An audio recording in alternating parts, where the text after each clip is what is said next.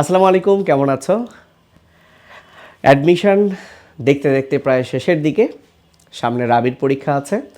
So 43 পৃষ্ঠার যে বায়োফ্লাশ পিডিএফটা, আমার দৃঢ় বিশ্বাস যে রাবিতেও তোমরা খুব ভালো প্রশ্ন সেখান থেকে কমন পাবে। বাট ঝামেলা হচ্ছে, আমি যখন সাস্টের প্রশ্ন ব্যাংক ঘাটলাম বা আগের বছরের প্রশ্নটা দেখলাম, আমি জাস্ট টোটালি অবাক হয়ে গেলাম। যে আমার কাছে মনে হয়েছে যে বাংলাদেশে অ্যাডমিশনের একমাত্র সাস্ট এখানেই বায়োলজিটাও ঘুরিয়ে এবং অত্যন্ত চমৎকার, মানে যার কনসেপ্ট নাই, যে শুধু লাইন মুখস্থ করছে, ওর পক্ষে খুবই খুবই টাফ হবে। তো আমি ভাবলাম যে শাস্ত্রের অন্তত প্রশ্ন ব্যাংকগুলো নিয়ে একটু আলোচনা করি। তো 24-25 সেশনের সকল প্রশ্ন আমি এখন আজকের এই ভিডিওতে আলোচনা করব, এবং যে পিডিএফটা আছে দেখিয়ে আমি তোমাদেরকে পড়াবো, সেটা তোমরা যদি ইউটিউব থেকে দেখে থাকো তাহলে ডেসক্রিপশন বক্সে পাবে, আর ফেসবুকে দেখে থাকলে কমেন্টে সেই পিডিএফের লিঙ্কটা পাবে। তো চলো আমরা কথা না বাড়িয়ে প্রশ্ন সলিউশন করি এবং আমরা দেখি যে কী ধরনের প্রশ্ন আসে আসলে। দেখো, উদ্ভিদ বিজ্ঞানের কিছু প্রশ্ন আগে আমরা সলিউশন করি। প্রথম প্রশ্নটা হচ্ছে, প্রোটিনের স্বভাবচ্যুতি ঘটে কিসের প্রভাবে? আচ্ছা, লক্ষ্য করো, এই প্রশ্নটা কোষ রসায়ন থেকে হয়েছে, আগের বছরের প্রশ্ন। আগের বছর কিন্তু শর্ট সিলেবাস প্রশ্ন হয়েছে, শর্ট সিলেবাসের বাইরে থেকে। তার মানে তোমরা যারা সাস্টের প্রিপারেশন নিচ্ছ তারা কিন্তু শর্ট সিলেবাসের বাইরেও আসলে পড়তে হবে, কিচ্ছু করার নাই। তো প্রোটিনের স্বভাবচ্যুতি ঘটে হাসান স্যারের বইয়ের কথা যদি বলি, হাসান স্যারের বই পড়লে হাসান স্যারের ডিরেক্ট কিন্তু এটা নাই, কিন্তু তুমি হাসান স্যারের বই বুঝে বুঝে পড়লে কিন্তু এই প্রশ্ন আনসার করতে পারবা। হাসান স্যারের প্রোটিনের বৈশিষ্ট্যে একটা জায়গায় লেখা আছে, অ্যাসিড প্রয়োগে প্রোটিন তঞ্চিত হয়। তার মানে যদি তুমি অ্যাসিড প্রয়োগ করো, প্রোটিন তঞ্চিত হবে, মানে জমে যাবে। আর প্রোটিন যখন জমে যাবে তার নেচার চেঞ্জ হয়ে যাবে। সো নেচার যখন ডিলিট হয়ে যায়, এর নামই হচ্ছে ডিন্যাচারেশন, মানে তার স্বভাব চেঞ্জ হয়ে যাবে। কিসের প্রভাবে? অ্যাসিডের প্রভাবে। তাকে অ্যাসিডও দেয় নাই, অ্যাসিডের বাংলা দিছে অম্লের প্রভাবে। তাহলে এখানে সঠিক আনসার হচ্ছে অম্লের প্রভাবে। কি ব্যাপার, কাপাকাপি করে কেন? কাপাকাপি করে কেন? ওকে, কাঁপছে। আচ্ছা, চলে আসি আমরা নেক্সট প্রশ্নে। আচ্ছা, একটু আমি সরে গেলে এরকম হচ্ছে। একটা কাজ করি,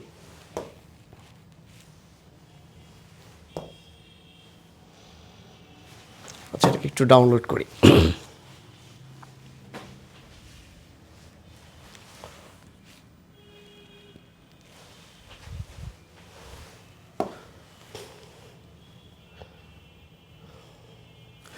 ওকে,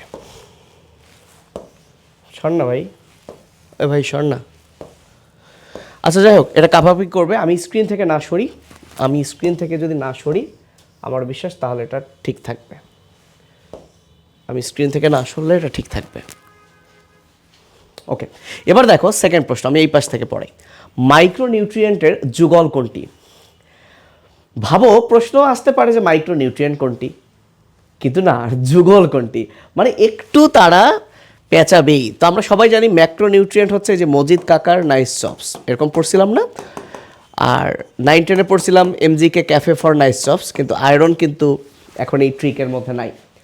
তো তুমি যদি জানো যে মজিদ কাকার নাইস চপস এটা হচ্ছে ম্যাক্রোনিউট্রিয়েন্ট, তাহলে এই জিনিসগুলো যে জোড়ার মধ্যে আছে সেটা বাদ যাবে। যেমন পটাশিয়াম বাদ, ম্যাগনেশিয়াম, পটাশিয়াম বাদ, তাহলে এই দুইটা কিন্তু এই ম্যাক্রোনিউট্রিয়েন্টের মধ্যে নাই। তাহলে আনসার হচ্ছে সি। আচ্ছা, চলে আসি আমরা পরের প্রশ্নে। মানুষ ও পশু উভয় রোগ সৃষ্টি করে কোনটি? দেখো, হাসান স্যারের বইয়ে ভাইরাসের যে একটা বিশাল ছক, সেখানে কিন্তু লেখা আছে কোনটা মানুষের, কোনটা পশুর, কোনটা মানুষ পশু উভয়ের। এখন তোমাকে প্রথমে জানতে হচ্ছে এই ভাইরাসগুলো কী রোগ করে। তো এই ভেরিসেলা ভাইরাসটা কিন্তু চিকেন পক্স করে। তো নামের মধ্যেই তো চিকেন পক্স, চিকেন, তার মানে এটা আগে চিকেন এই পাখির হইতো, এখন মানুষেরও হয়। তাহলে এটাই হচ্ছে আনসার, যেটা মানুষ এবং পশু পাখি উভয়েরই হয়। ওকে, এবার আসো, তাহলে দেখো একটু ঘুরিয়ে দিয়েছে। বিষক্রিয়া সৃষ্টি করে কোনটি? তোমরা ব্যাকটেরিয়া পড়লে দেখবা যে খাদ্যদ্রব্যকে পচায় হচ্ছে ক্লোস্ট্রিডিয়াম বোটুলিনাম। পরীক্ষায় মেডিকেলে আসলে এভাবে আসবে, খাদ্যদ্রব্যের পচন তৈরি করে কে? জাস্ট একটু ঘুরাই দিয়েছে যে বিষক্রিয়া তৈরি করে কে, কারণ পচন মানে কি, সেখানে বিষ তৈরি হয় এবং এটা খেলে কিন্তু অনেকের মৃত্যু ঘটতে পারে। So Clostridium botulinum. ওকে, এরপরের যে প্রশ্ন, পলিমরফিক ব্যাকটেরিয়ার জেনাসের উদাহরণ। তো তোমরা ব্যাকটেরিয়াতে যদি এক্সাম্পলগুলো পড়ো, আমরা এভাবে মনে রাখাইছিলাম যে ব্যাকটেরিয়ার নামে বিয়া আছে, পলিমরফিক মানে কি, আজমল হাসান স্যারের কিন্তু লেখা আছে বহুরূপী ব্যাকটেরিয়া। সো বহুরূপ, পলি মানে অনেক, মর্ফ মানে মরফোলজি, আকৃতি। সো পলিমরফিক মানে বহুরূপী, এবং আমরা এভাবে মনে রাখাইছিলাম যারা বিয়া করে, বিয়ার পর তাদের রূপ চেঞ্জ হয়ে যায়, অনেক রূপ দেখা যায় তাদের। তো যাই হোক, এই পলিমরফিক ব্যাকটেরিয়া হচ্ছে রাইজোবিয়াম। রাইজোবিয়াম। আচ্ছা, মিউকোপ্রোটিন পাওয়া যায় কোনটি? দেখো আমরা জানি যে ব্যাকটেরিয়ার এমপি, পাজি, এই জিনিসগুলো হচ্ছে ব্যাকটেরিয়ার কোষ প্রাচীরের গুরুত্বপূর্ণ উপাদান। এমপিতে হচ্ছে মিউকোপেপটাইড, যেটা আসলে একটা প্রোটিন, তাই এটাকে আমরা মিউকোপ্রোটিনও বলি, অথবা এটাকে আবার পেপটাইডোগ্লাইক্যানও বলি। সো মিউকোপেপটাইড, পেপটাইডোগ্লাইক্যান। তো দেখো বলছে মিউকোপ্রোটিন পাওয়া যায় কোথায়, তাহলে অপশনে কি থাকা উচিত ছিল? ভাইরাস, ব্যাকটেরিয়া, শৈবাল, ছত্রাক। তা না, 4টা অপশন দিছে, এর মধ্যে একটা ব্যাকটেরিয়ার এক্সাম্পল দিছে। তো এখানে কোনটা ব্যাকটেরিয়া? এখানে হচ্ছে ইশেরিশিয়া কোলাই, এটা হচ্ছে ব্যাকটেরিয়া, তাই সঠিক আনসার ইশেরিশিয়া। মানে ডিরেক্ট না ভাই, একটু ঘুরায় প্রশ্নগুলো দেওয়া হয়েছে। এবার আসো, তার মানে তুমি যদি বই পড়ো, নর্মালি বইয়ে তুমি কি পড়বা? ব্যাকটেরিয়ার বৈশিষ্ট্য। ব্যাকটেরিয়াতে কি থাকে? মিউকোপেপটাইড থাকে কোষ প্রাচীরে। কিন্তু প্রশ্ন হলো মিউকোপেপটাইড কই থাকে? তাহলে আশা করবো আমরা কি ব্যাকটেরিয়া? না, ব্যাকটেরিয়ার এক্সাম্পল দিয়েছে, তাহলে এই 4টার মধ্যে আবার কে ব্যাকটেরিয়া সেটা তোমাকে খুঁজে বের করতে হবে। তো সহজ ব্যাকটেরিয়াই ছিল ইশেরিশিয়া। প্রিয়ন কি? এটি কাদের সংক্রমণ করে? মানে 2টা প্রশ্ন, দেখো অপশনেও কমা দিয়ে 2টা। মানে এই ধরনের প্রশ্ন তো খুব রেয়ার, বোর্ড মেডিকেলে তো রেয়ার। সো প্রিয়ন কি আমরা মনে রাখবা, প্রতে প্রিয়ন, প্রতে প্রোটিন। প্রিয়ন হচ্ছে প্রোটিন, অ্যান্ড প্রোটিন লেখে নাই, লিখছে আমিষ। এখন তো জানো তো আমিষ মানে প্রোটিন, অনেক সালার ভাই এটাও না জানতে পারে। এখন আমরা প্রিয়নটা এভাবে মনে রাখি, প্রতে প্রিয়ন, প্রতে প্রোটিন, প্রতে প্রাণী, প্রতে প্রাণী। তাহলে যে প্রোটিন, প্রাণী, সো এটাই হচ্ছে আনসার। এখন আসো করোনা ভাইরাসের নিউক্লিক অ্যাসিডের প্রকৃতি। করোনা ভাইরাস হচ্ছে আরএনএ। এখন দেখো আরএনএ সেটা দেয় নাই, বলছে আরএনএটা এসএস না ডিএস। এখন অনেকে যদি নাই জানি এসএস ডিএস কি, এসএস মানে সিঙ্গেল স্ট্র্যান্ড, ডিএস মানে ডাবল স্ট্র্যান্ড। তো আরএনএ তো সিঙ্গেল স্ট্র্যান্ড, একক সূত্রক, তাহলে আনসার হচ্ছে এসএস আরএনএ। এখন প্রশ্ন হচ্ছে ডাবল স্ট্র্যান্ড আরএনএ আছে নাকি? হ্যাঁ আছে, সেটা হচ্ছে এক্সেপশন। সেটার এক্সাম্পল কিন্তু বইয়ে দেওয়া আছে, যে দ্বিসূত্রক আরএনএ ভাইরাস কোনটি? রিও ভাইরাস এবং ভুল বললাম, রিও এবং ধানের বামন রোগের ভাইরাস, মেবি, রাইট, এরকম আছে। আবার সিঙ্গেল স্ট্র্যান্ড ডিএনএও আছে, কলিফাজ। তো এই এক্সেপশনগুলো আসে, কিন্তু এখানে নর্মালটাই দিছে, কিন্তু আরএনএ না দিয়ে জাস্ট সামনে ওই যে এসএস ডিএস দিয়ে পেঁচাই দিছে। আচ্ছা, গ্লুকোজ থেকে গ্লাইকোজেনের রূপান্তর প্রক্রিয়ার নাম কি? সো গ্লাইকোজেন যেহেতু তৈরি হচ্ছে গ্লুকোজ থেকে, তাহলে সিস মানে প্রক্রিয়া, তাহলে গ্লাইকোজেন তৈরি হচ্ছে, তো এটার নাম গ্লাইকোজেনেসিস। এটা খুব সহজ দিয়েছে তুলনামূলক। সবাত শ্বসনে গ্লুকোজ থেকে পাইরুভেট মানে কিন্তু পাইরুভিক অ্যাসিড। দেখো আমরা পাইরুভিক অ্যাসিড পড়ছি সব সময়, কিন্তু ওরা পাইরুভেট দিছে একটু ঘাবড়ানোর জন্য, যে চিন্তা কর যে এটা আসলে কি পাইরুভেট না অন্য কিছু। পাইরুভেটটাই পাইরুভিক অ্যাসিড। কতটি এনজাইম প্রয়োজন? আমরা সবাই জানি গ্লুকোজ থেকে পাইরুভিক অ্যাসিড তৈরিতে 9টা বিক্রিয়া। তো 9টা বিক্রিয়া, এনজাইম কয়টা? 9টা। কিন্তু দেখো ওই যে গ্লিসারলডিহাইড আর ডাইহাইড্রক্সি অ্যাসিটোন হয়, তারা আবার পরস্পর আইসোমারেজ দ্বারা রূপান্তরিত হয়। সো এনজাইম কিন্তু 10টা। তাহলে মনে রাখবা গ্লাইকোলাইসিসে বিক্রিয়া 9টা বিক্রিয়া, বাট এনজাইম হচ্ছে 10টা। ওকে, আচ্ছা দেখো আলোক রশ্মির কত ন্যানোমিটার তরঙ্গ দৈর্ঘ্যে সালোক সংশ্লেষণ সবচেয়ে বেশি ঘটে?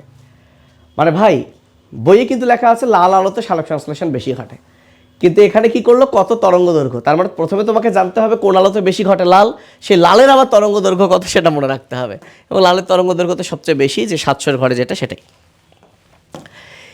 কোন দ্রবণে কোষের প্লাজমোলাইসিস ঘটে? টোটালি একটা মানে বেসিক প্রশ্ন। দেখো হাইপারটোনিক আর হাইপোটোনিক, মনে করো এটা একটা দ্রবণ। হাইপারটোনিক মানে অধিক ঘনত্বের দ্রবণ, আর হাইপোটোনিক মানে কম ঘনত্বের দ্রবণ। তার মানে হাইপারটোনিক দ্রবণ মানে এই দ্রবণে লবণ বেশি, বুঝছো? এখন তুমি যদি এই দ্রবণে কোনো একটা কোষকে রাখো, বাইরে যেহেতু লবণ বেশি, এই বাইরের দ্রবণটা কি করবে, কোষ থেকে পানিকে বের করে নিবে, আর কোষ থেকে যখন পানি বেরিয়ে যাবে তখন এই কোষের সাইটোপ্লাজম বা প্রোটোপ্লাজমটা ভেঙে যাবে, লাইসিস হয়ে যাবে, এটার নামই প্লাজমোলাইসিস, সে সংকুচিত হয়ে যাবে। তাহলে যদি আমি কোনো কোষকে হাইপারটোনিক দ্রবণে রাখি, তাহলে তার প্লাজমোলাইসিস ঘটবে। তাহলে এখন যদি উল্টো হয়, এমন একটা দ্রবণে রাখছি যেটা হাইপোটনিক, মানে বাইরে লবণ কম, এখানে যদি কোষকে রাখি, যেহেতু বাইরে লবণ কম তার মানে ভেতরে লবণ বেশি, তাহলে এবার ভেতরে পানি ঢুকবে, তখন কোষ ফুলে যাবে। এটাকে বলা হয় টার্জিডিটি বা রসস্ফীতি। তাহলে হাইপারটনিক দ্রবণে যদি কোষকে রাখি, কোষের প্লাজমোলাইসিস ঘটবে, আর হাইপোটনিক দ্রবণে রাখলে কোষের টার্জিডিটি বা রস স্ফীতি ঘটবে।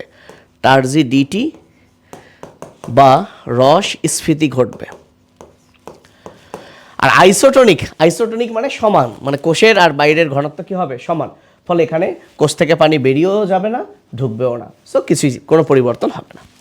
সো কি মজার প্রশ্ন, বাপরে বাপ। আচ্ছা, গোল্ডেন রাইস, তোমরা নাম শুনেছো গোল্ডেন রাইস জীব প্রযুক্তিতে। সো আরেকটা বানানো হয়েছে গোল্ডেন রাইস 2।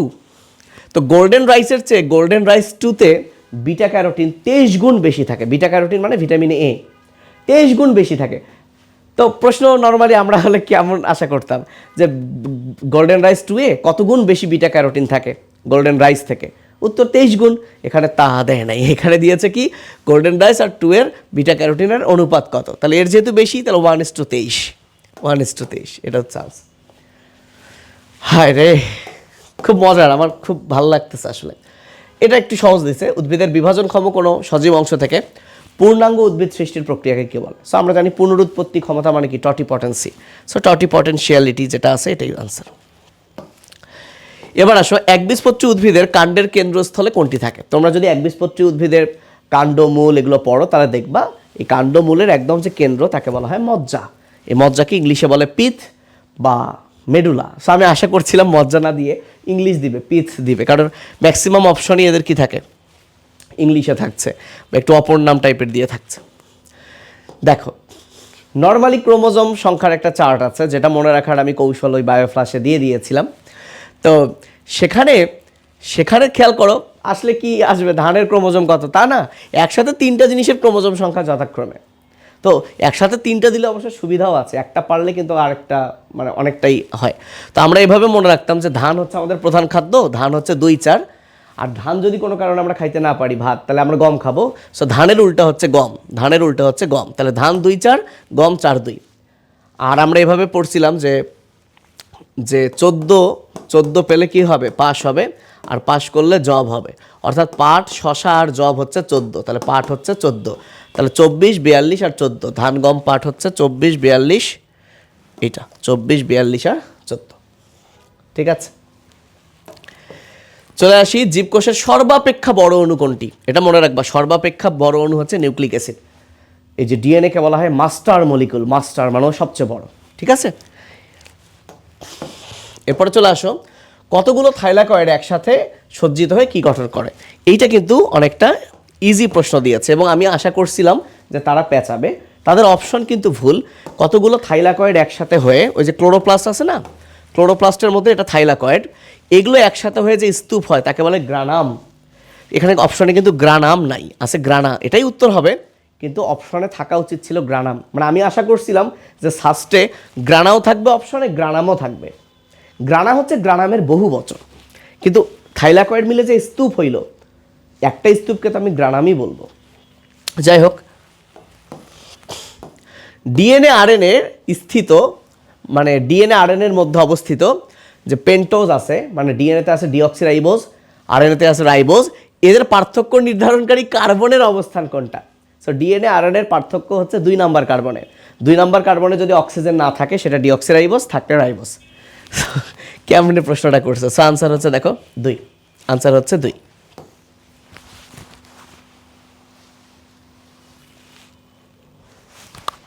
আচ্ছা, এবার আসো, ইন্টিগ্রাল প্রোটিন কোনটির গঠন উপাদান? তো তোমরা ফ্লুইড মোজাইক মডেল যদি পড়ে থাকো, ফ্লুইড মোজাইক মডেল হচ্ছে কোষঝিল্লির মডেল। সো কোষঝিল্লিতে 3 ধরনের প্রোটিন থাকে, এর মধ্যে একটা হচ্ছে ইন্টিগ্রাল প্রোটিন, যেটা 2 ঝিল্লি জুড়ে থাকে। তাহলে কোষঝিল্লির ইংলিশ কি? দেখো সেল মেমব্রেন দিয়ে দিছে ইংলিশে, কোষঝিল্লি আর লেখা নেই। এবার আসো, 80S রাইবোজোমের অধিকারী। আমরা জানি 80S থাকে প্রকৃত কোষে, তো আদিকোষ প্রকৃত কোষ না দিয়ে দেখো 4টা এক্সাম্পল দিছে। তো আদিকোষ মানে কি? ব্যাকটেরিয়া। তাহলে তোমার খুঁজে বের করতে হবে এই 4টার মধ্যে কোনটা ব্যাকটেরিয়া না। তো ব্যাসিলাস একটা ব্যাকটেরিয়া, সিউডোমোনাসও ব্যাকটেরিয়া, স্ট্রেপ্টোমাইসিসও ব্যাকটেরিয়া, তাহলে অ্যাসপারজিলাস এটা ছত্রাক। যেহেতু এটা ছত্রাক, এটা প্রকৃত কোষ, এটাই উত্তর। এখানেই থাকে 80s, বাকি তিনটাতে থাকে 70s। মানে ভাবা যায় কেমনে প্রশ্ন করে আল্লাহ। ওকে, আমরা প্রাণীবিজ্ঞানে যাই। প্রাণীবিজ্ঞান খুব বেশি পেঁচায় নাই, পেঁচাইতে পারে নাই, উদ্ভিদ বিজ্ঞানে বেশি পেঁচাইছে। আচ্ছা, মানুষের করটিতে কয়টি অস্থি? সো করটিতে 29টি অস্থি। এখন কানের 3, 3, 6 আর হাইওয়েড এই 7টা বাদ দিলে আবার থাকে 22টা অস্থি, যে এখানে 8টার মুখে 14টা। সেই 29 যেহেতু অপশনে নাই, তাহলে এখানে আনসার হচ্ছে 22। আনসার হচ্ছে 22। আচ্ছা, হাইডার জাইগোট মাইটোসিসের মাধ্যমে উৎপন্ন বহুকোষী কোষপিণ্ডের নাম। আচ্ছা, প্রথম কথা, জাইগোট বিভাজন হয়ে যেটা হয় তাকে বলে মরুলা, এবং এটা একটা কোষপিণ্ড। মরুলার পরে হয় ব্লাস্টুলা, গ্যাস্ট্রুলা, কিন্তু যেহেতু বলছে জাইগোটের পরে কি হয়, তাহলে আনসার এখানে হবে মরুলা। আনসার হবে মরুলা। ঘাসফড়িংয়ের নিষেক প্রক্রিয়ায় কোরিয়নের কোন ছিদ্রপথে শুক্রাণু ডিম্বাণুতে প্রবেশ করে? মানে ভাবছো, এটা কিন্তু আজমল স্যারে আছে, কিন্তু নর্মালি কিন্তু আমরা দাগায়ও দিই না, পড়িও না। তবে এখানে একটা চালাকি, যে মাইক্রোপাইল, এই মাইক্রোপাইল শব্দটার অর্থই হচ্ছে রন্ধ্র, ডিম্বক রন্ধ্র। ডিম্বক রন্ধ্র, এই যে উদ্ভিদের বেলা ডিম্বক রন্ধ্র আছে, সো মাইক্রোপাইল মানেই আসলে ছিদ্র বা রন্ধ্র। তুমি যদি এটা জানো, কোরিয়নের হোক আর যাই হোক, মানে এখানে তোমার পেঁচানোর কোনো কিছু নাই। দেখো সাথে স্পাইরাকল দিছে, কারণ তুমি জানো স্পাইরাকল মানেও ছিদ্র। হ্যাঁ, তো কিন্তু স্পাইরাকল তো হচ্ছে শ্বাস ছিদ্র ভাই, এটা হবে না, মাইক্রোপাইল। ঘাসফড়িংয়ের দৈহিক বৃদ্ধির জন্য বারবার খোলস মোচনকে কি বলে? খুব সহজ প্রশ্ন। খোলস মোচনকে আমরা বলি মল্টিং, কিন্তু এখানে একডাইসন দিয়েছে। একডাইসন হরমোনের নাম, যদি একডাইসিস থাকতো তাহলে আবার ঝামেলা লাগতো। একডাইসিস হচ্ছে মল্টিংয়ের অপর নাম, কিন্তু একডাইসন দিয়েছে, এটা হরমোন, তাহলে মল্টিং। রুই মাছের অন্ননালী ও বায়ুথলির মাঝে সংযোগকারী নালীর নাম কি? তো আমরা সবাই জানি ডাক্টাস নিউমেটিকাস বা নিউমেটিক নালী। তো খুব বেশি পেঁচায় নাই, প্রাণীবিজ্ঞান খুব বেশি পেঁচায় না। হাইডার, এই যে পেঁচায় না বলতে বলতে একটা পেঁচানোর প্রশ্ন আছে, মানে ভাবো কীরকম পেঁচানোর প্রশ্ন। হাইডার মেসোগ্লিয়ার পুরুত্ব প্রায় কত ন্যানোমিটার?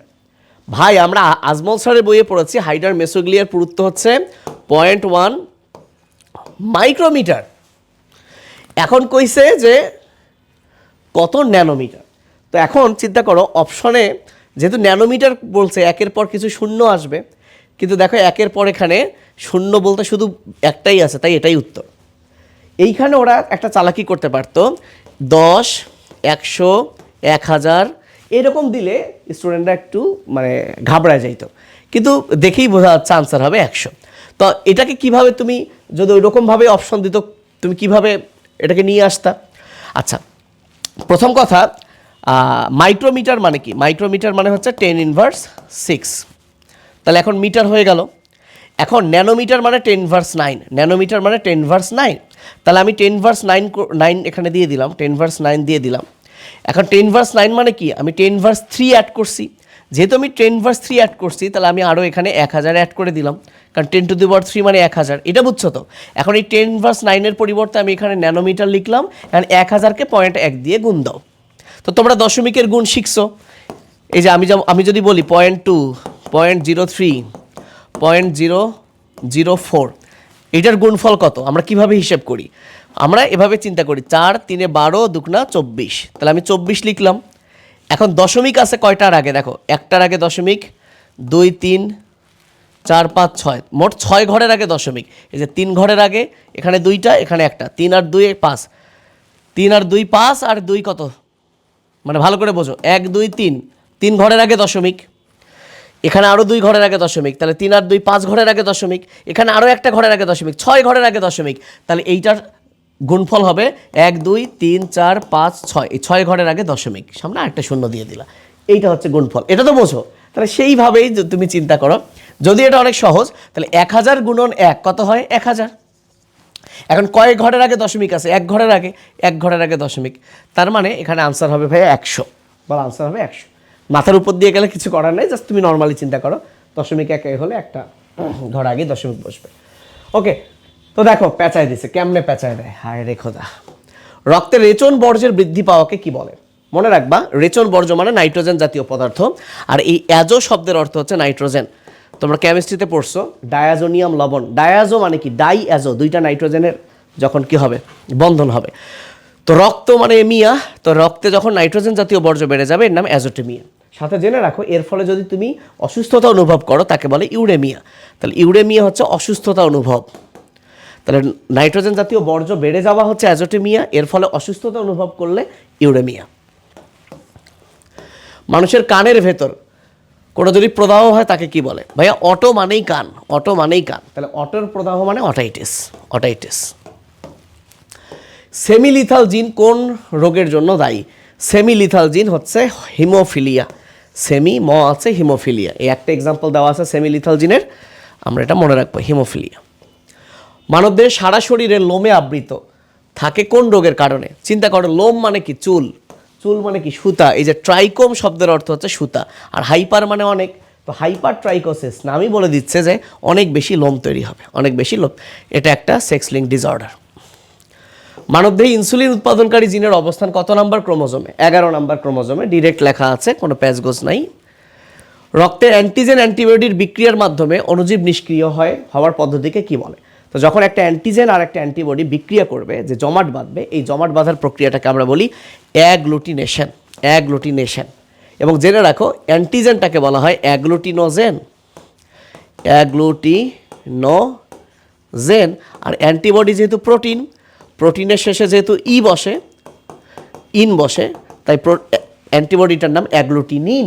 তাহলে অ্যান্টিবডিটার নাম অ্যাগ্লুটিনিন, অ্যান্টিজেনের নাম অ্যাগ্লুটিনোজেন, আর প্রক্রিয়াটার নাম শন, অ্যাগ্লুটিনেশন। সংক্রমণ থেকে সেরে ওঠার পর অর্জিত রোগ প্রতিরোধ ক্ষমতাকে কি বলে? অর্জিত রোগ প্রতিরোধ ক্ষমতাকে অর্জিত প্রতিরক্ষাই বলে, আর এরই ইংলিশ হলো অ্যাডাপটিভ ইমিউনিটি। যদি তুমি জন্ম থেকে পাও সেটা হচ্ছে ইনেট ইমিউনিটি। ওকে, আচ্ছা, লাস্ট প্রশ্ন মনে হয়। দেখো, জিনতত্ত্ব বিবর্তনের শেষে যে একটা ছক, সেখান থেকেই দিছে। তো তোমরা নিশ্চয়ই প্যালিওজোইক নাম শুনেছ। এই প্যালিওজোইকের 6টা পিরিয়ড আছে। 6টা পিরিয়ড মনে রাখবে এভাবে: পিসি দাস ও সি। এর মধ্যে তুমি যেটা মনে রাখবা, এই দুইটা হলো সামুদ্রিক অমেরুদণ্ডী। এই দুইটা হলো মাছ, আর এই দুইটা হচ্ছে উভচর। তাহলে বলা হয়েছে কোন পিরিয়ডকে মাছের যুগ বলা হয়? তাহলে মাছের যুগ হচ্ছে ডি এবং এস, ডি আর এস দিয়ে। তো এখানে ডি আর এস, ডি তো নাই, এস দিয়ে একটাই আছে, এটা সিলুরিয়ান। তাহলে পরীক্ষা আসতে পারে কোনটি উভচরের যুগ? তাহলে পি এবং সি দিয়ে। এখন ভাইয়া সি তো দুইটা, এই দুইটার মধ্যে একটা কার্বনিফেরাস আর একটা ক্যাম্ব্রিয়ান, এই দুইটা মনে রাখলেই হয়ে গেল। তো এই ছিল ভাইয়া সাস্টের 24-25-এর প্রশ্ন। ভাইয়া খুব টাফ, মানে তোমার বায়োলজির নলেজ একদম সুন্দর না থাকলে তুমি ওই 10 দিন 12 দিন পইরা শর্টকাট মাইরা তুমি সাস্টে পারবা না, ইম্পসিবল। সো যাই হোক, তোমরা যারা অনেক আগে থেকে পড়াশোনা করেছো তাদের জন্য শুভকামনা। আর যারা কেবল বায়োলজি শুরু করবা, যে ভাই কোনো ওই যে এখন তুমি 5-7 দিন বা 2 দিন, পসিবল না। সো ভালো থেকো সবাই। তোমরা আমাকে জানিও যে তোমাকে সাস্টের কি অন্যান্য সালগুলোও সলিউশন লাগবে কিনা, দেন আমি অবশ্যই সেটা নিয়ে হাজির হব। আল্লাহ হাফেজ, আসসালামু আলাইকুম।